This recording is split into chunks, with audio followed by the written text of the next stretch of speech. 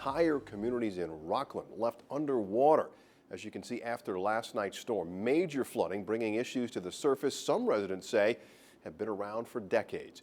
News 12's Diane Caruso joins us now with the details. Diane.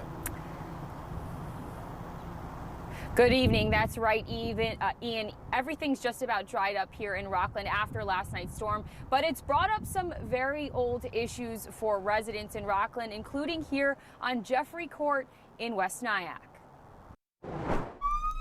Across Rockland, first responders went to a total of 31 flood-related calls and even a few minor accidents related to the storm. Another flood, another flood. Well, I've seen it all. Lori Morris and her neighbors on Jeffrey Court in West Nyack woke up to tons of water on their streets and properties. They've been dealing with flooding after heavy rain for years. It's a quality of life issue, you know.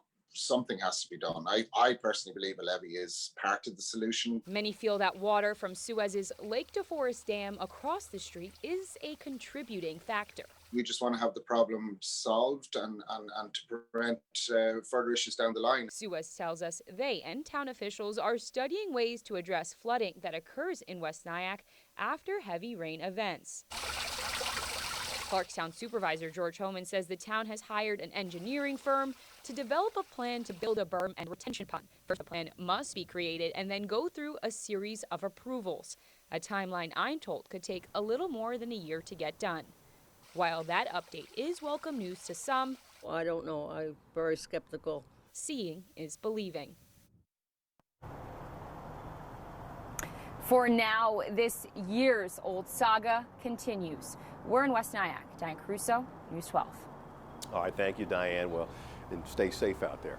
Well, Thunderbolt 12 also out there surveying the damage from last night's storm. Road conditions finally starting to improve tonight. This was the scene on the southbound side of the Sawmill River Parkway near Ardsley around 4 this morning. A car flipped on its side. Amazingly, no serious injuries. The problem, a deep flooding that drivers were unable to see because it was so dark, making it extremely dangerous. And there were several spots along the Sawmill that also had some deep ponding that made it impossible for drivers to get through.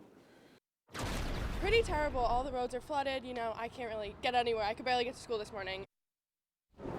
Bronx River Parkway was no better as usual. Both sides were closed at Main Street and White Plains, with flooding stretching all the way down to Yonkers. And tonight those areas thankfully are beginning to dry out.